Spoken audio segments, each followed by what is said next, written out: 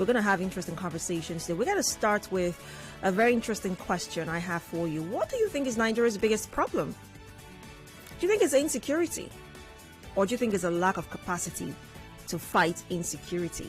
What do you think is Nigeria's biggest problem? We'll have that conversation right now at 1 o'clock, at 1:30 rather. It'll be time for BBC's Talk Your Own. We'll get connected to that at 1:30. That should take us all the way to 2 p.m. for the news update. And right after, the series will join me on Family Matters. But let's jump right into our first conversation for today.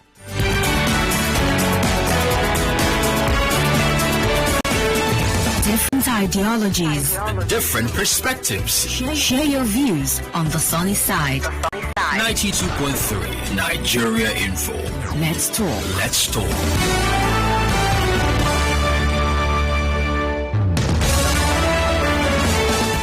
Well, Nigeria, as we all know, is Africa's most populous nation, its biggest economy, and of course, no doubt saying the largest oil producer as well.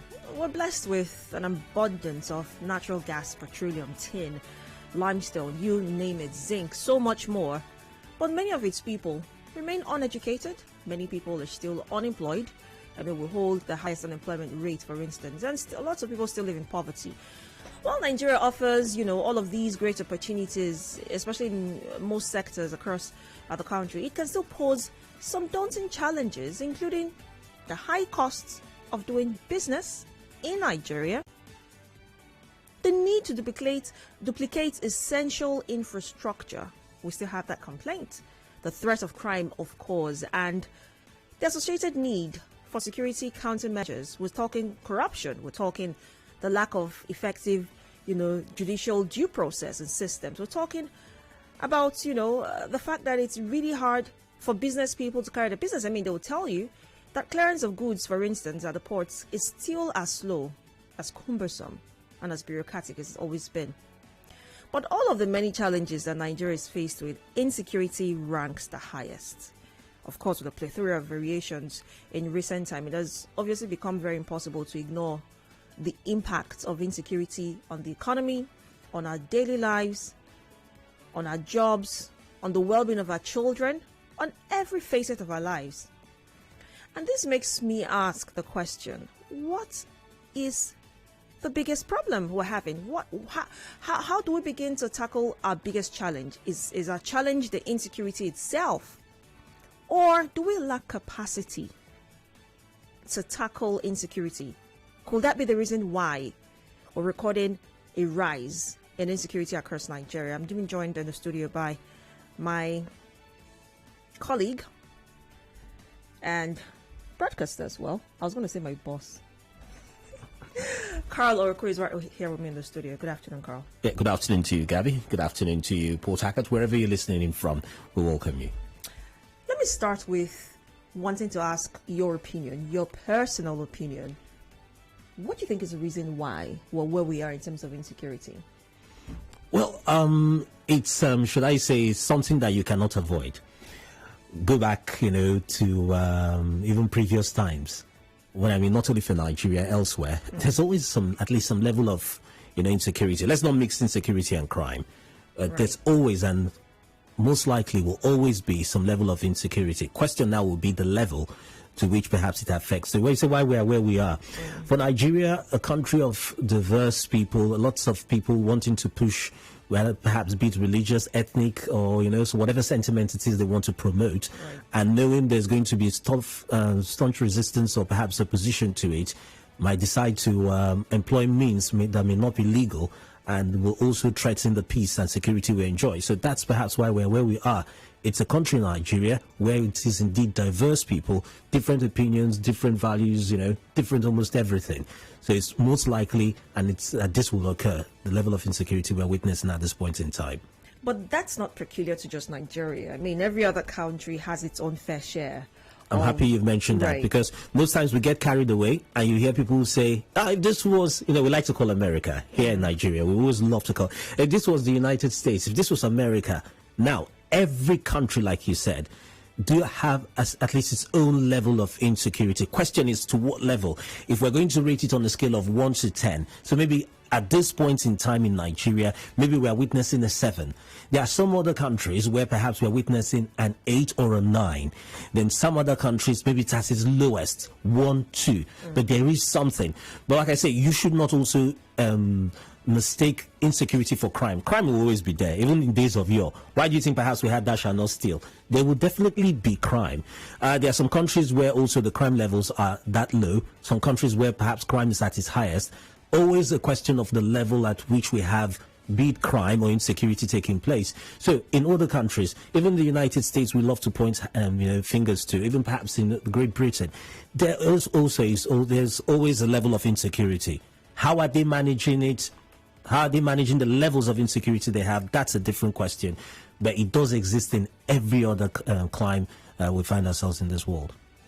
Do you think perhaps the reason why at this point that we're in, with all the resources, with all the potential resources that we could have available to us to fight insecurity, do you think perhaps willpower is also a reason why, we're still at this level?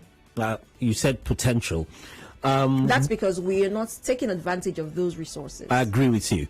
We are not perhaps doing what we could do.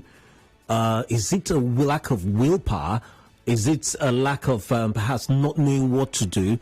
There could be a debate on what or whichever one that is.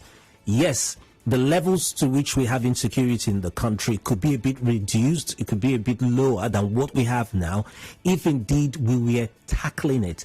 Like I did mention, in other climes, they do have some level of insecurity, and how they approach or how they tackle them, that's the important thing. So, resources, yes, we do have.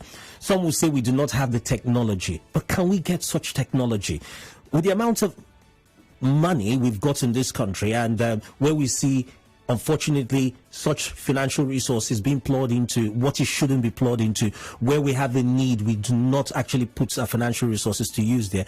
With that amount of money we know we have, we, yes, should be able to get for ourselves whatever technology it is that is required to help fight security. Now, take a look at the issue of CCTV, closed-circuit camera televisions. We have perhaps elsewhere, because in the developed climes. Right. I know even in Abuja, there were talks of having, in almost every street. How well has that worked out? Are we saying in all the major cities in this country, even in Port Harcourt itself, we cannot have CCTV everywhere in the major streets? Are we saying that's not possible? It's not a one-day thing. You cannot say, okay, I want to complete in this particular year, I'm going to have all the streets of Port Harcourt, I'm going to have all the streets of Abuja, I'm going to have all the streets of Ikeja. It cannot perhaps happen in one day. But if we have, every year there's a budget. For budgets, we also have, security budgets included. So if perhaps this quarter we do this, next quarter we do this year we do that, next year we do that, we will be somewhere. If there's software, if there's, apps or whatever it is that perhaps needs to be bought, that we can do. The government can train its security personnel to be able to do whatever it is that they do.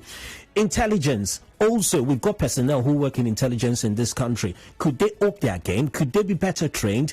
Now, sometimes we hear, anything that they can do out west, they can do it here.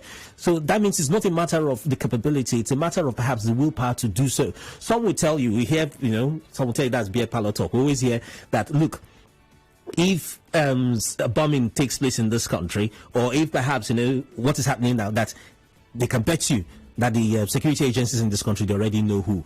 But maybe the problem is that someone is preventing them from acting, but they do know who.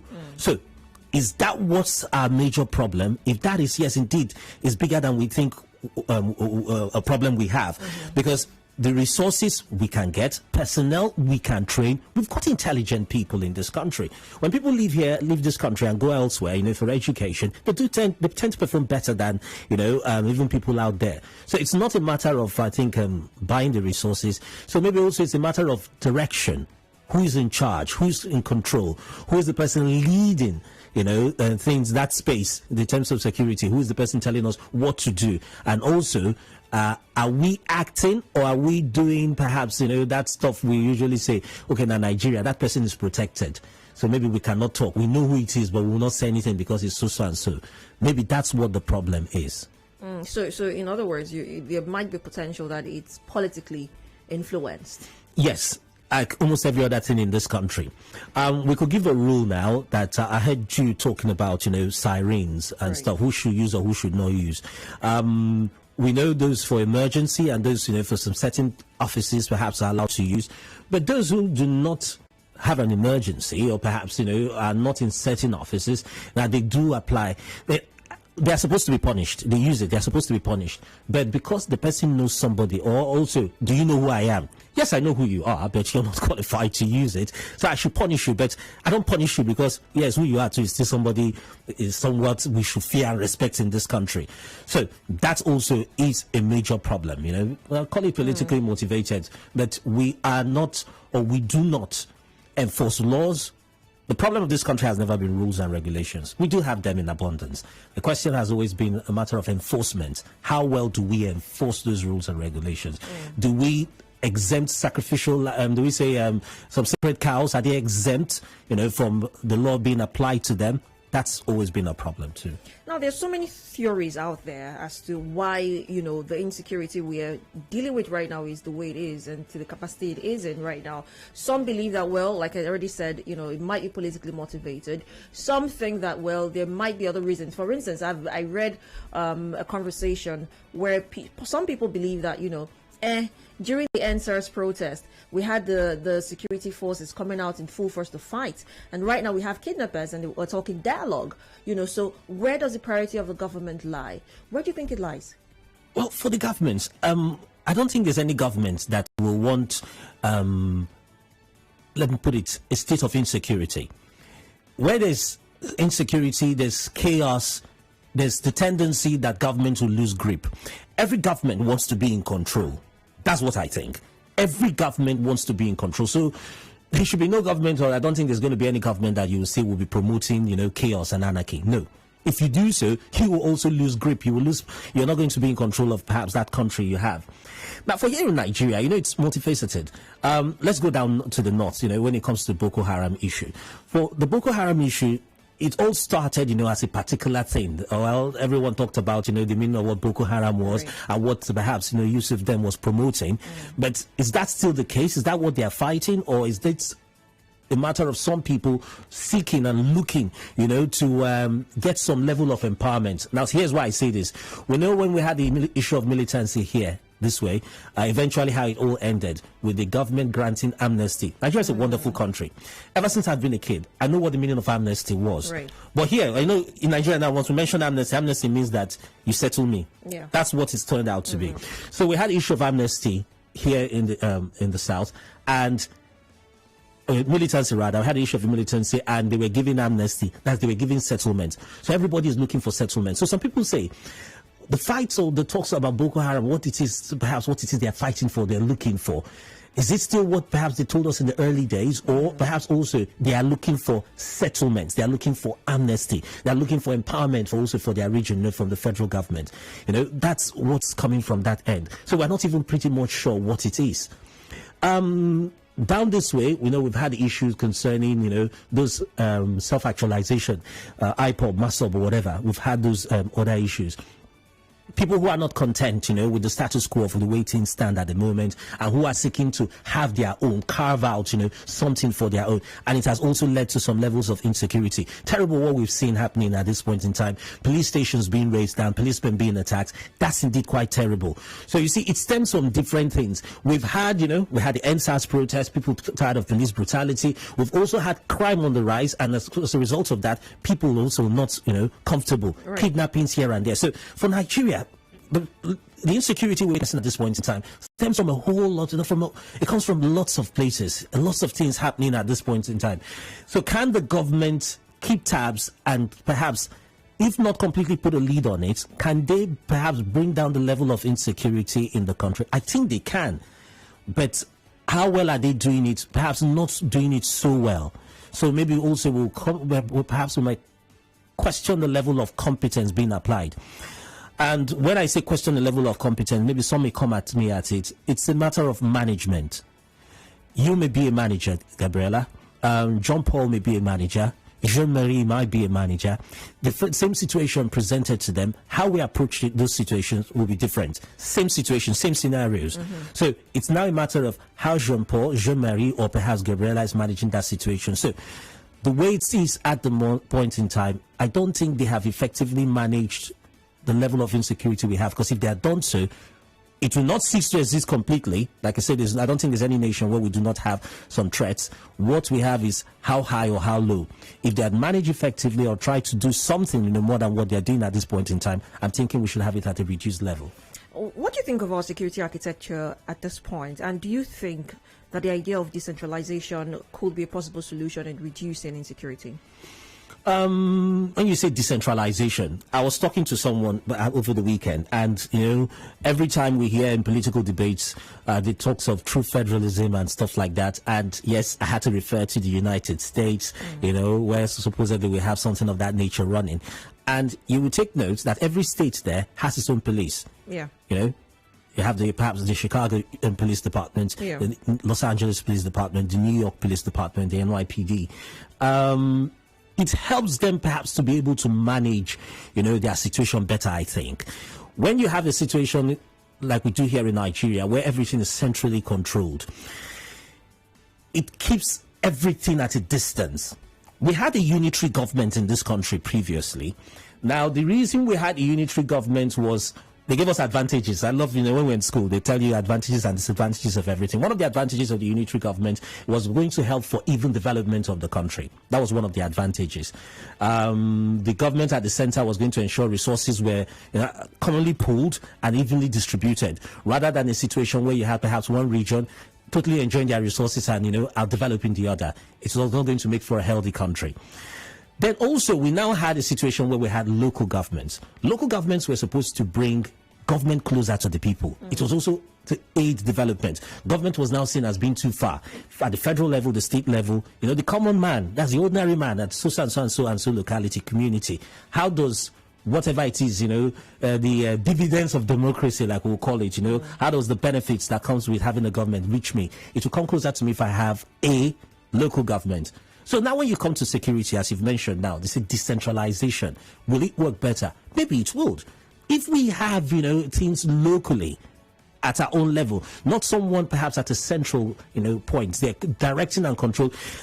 You are in Abuja. That's the seat of command there. And we've got issues perhaps taking place in Ahoda. How swift, how bureaucracy works in this country. How swift is the response when we know we need to act immediately with stuff that is happening, in Ahoda. I know we have the zonal commands too. There's a breakdown, so it's supposed to get closer and closer and closer, but it doesn't seem to be working.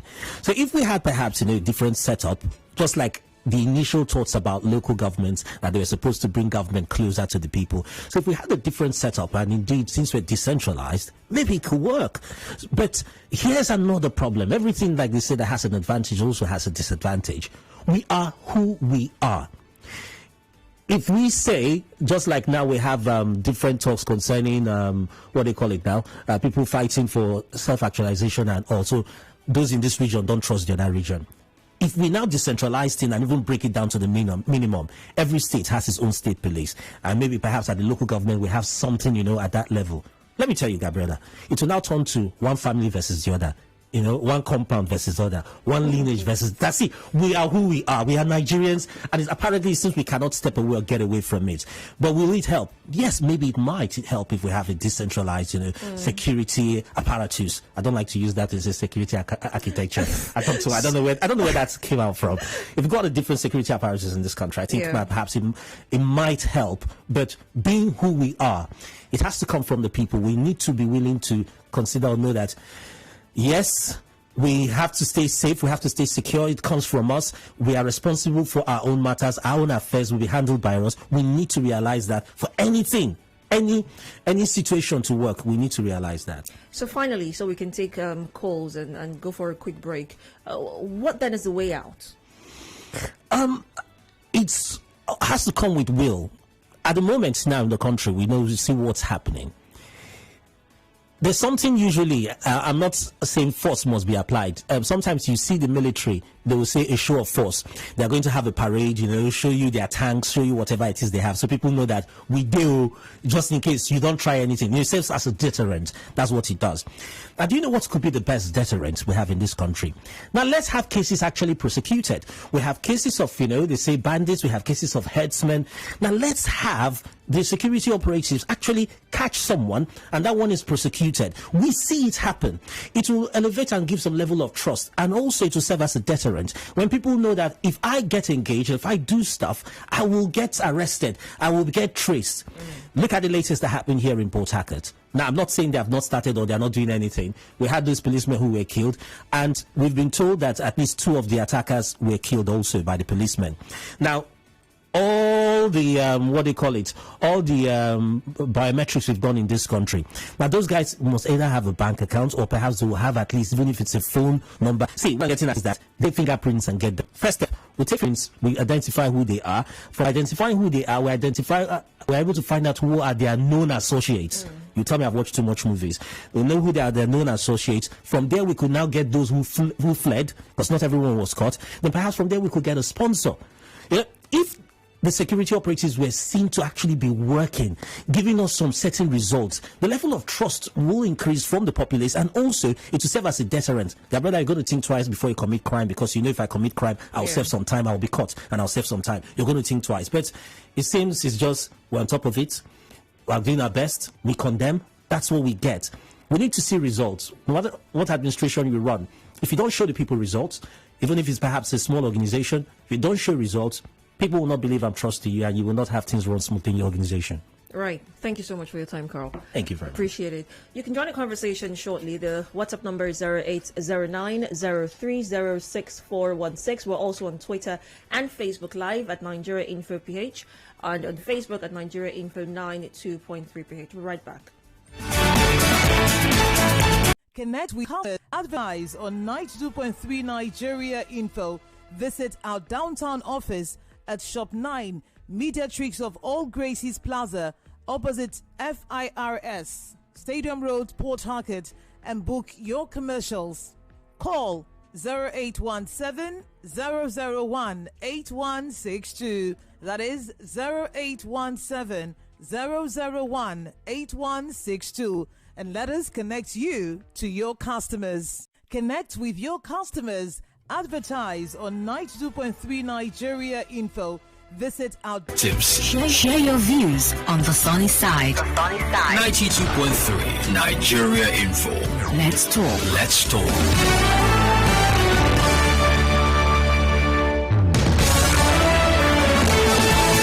Welcome back to the sunny side on 92.3 Nigeria Info. I'm Gabriella. 16 minutes on the clock. What is Nigeria's biggest problem? Carl and I have had a conversation about this. Now is the time to hear from you. What do you think is Nigeria's biggest problem? Is it insecurity, as it were, or the capacity to tackle insecurity?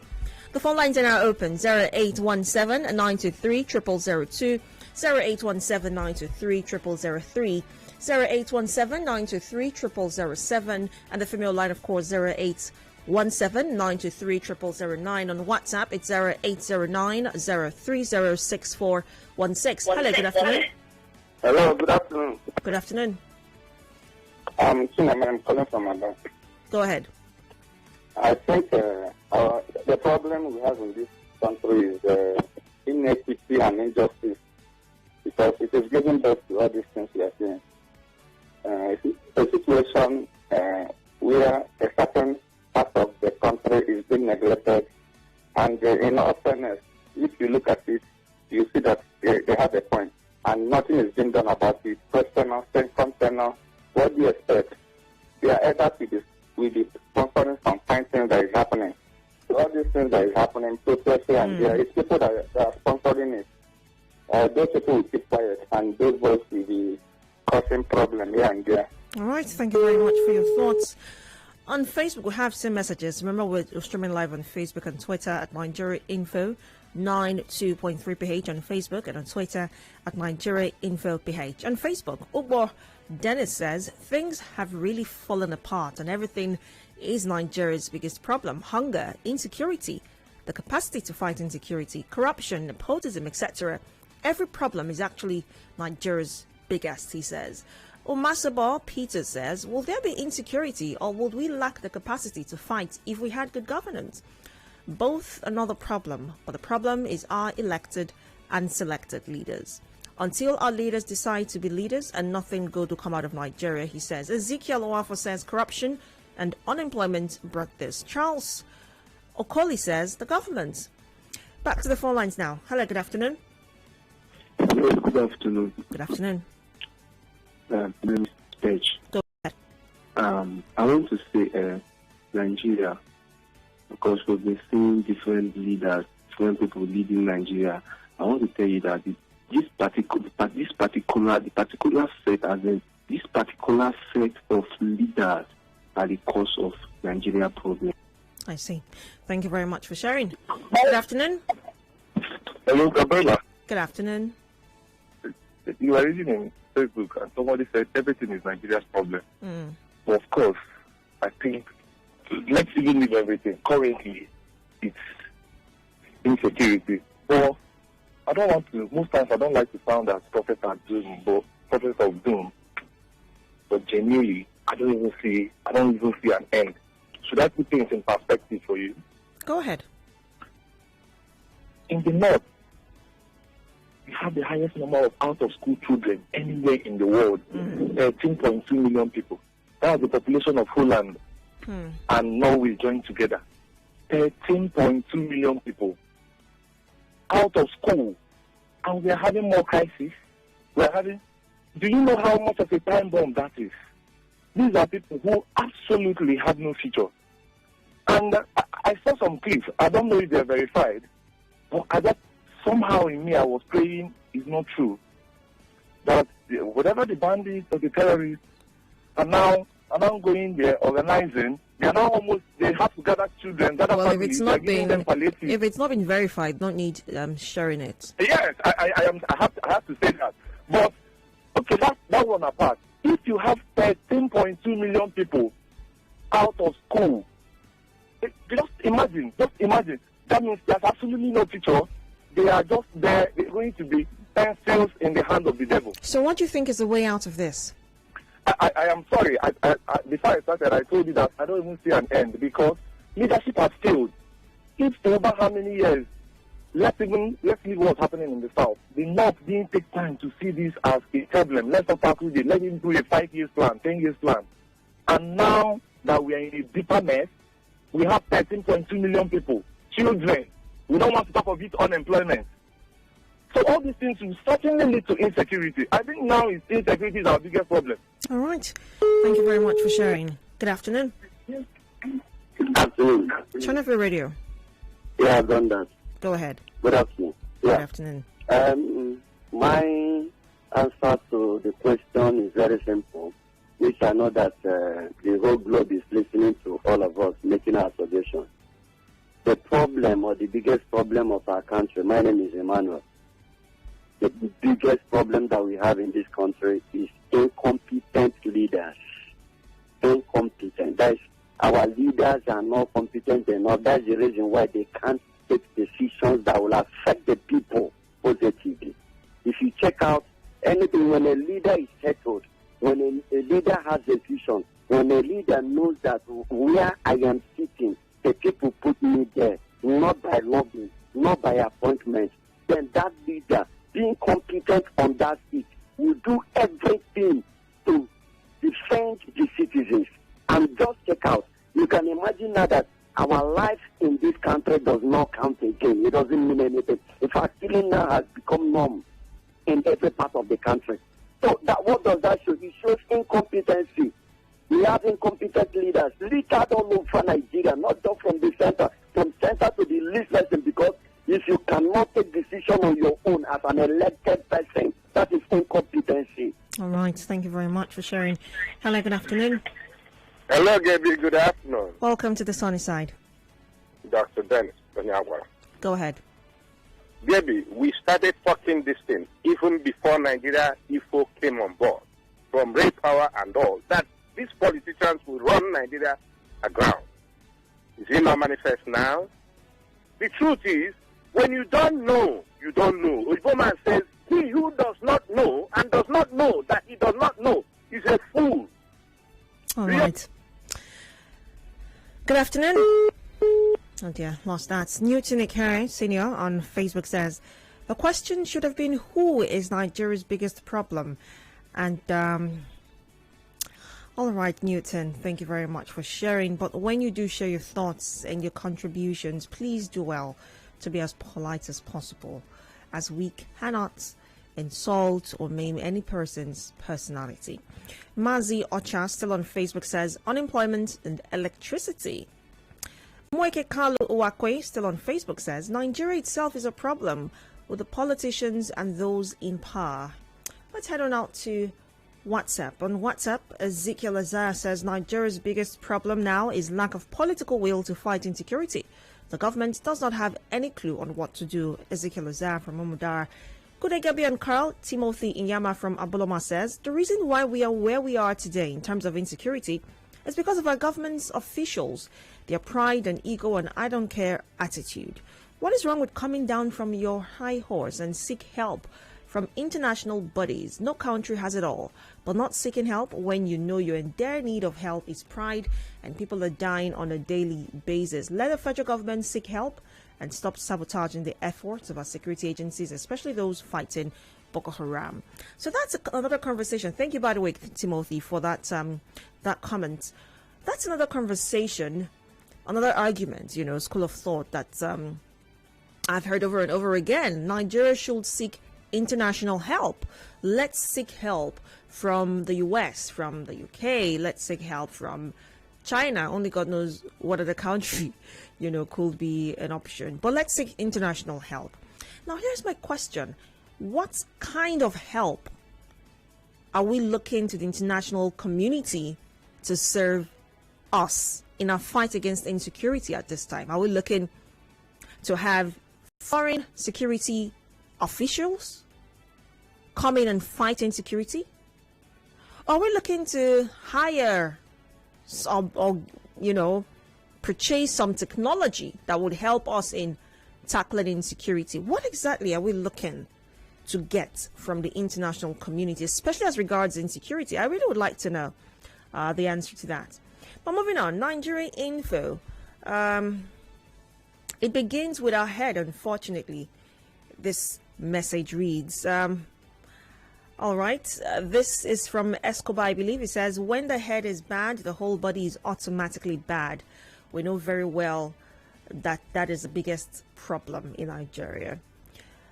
Charlie Bunton, the curl actually spoken well, so my little contribution is the government is to be blamed and they are not ready to tackle it. Neither are they ready to do the needful. It's just a pity that these are the kind of leaders that we have. Nigeria's problem, this message reads, is political will.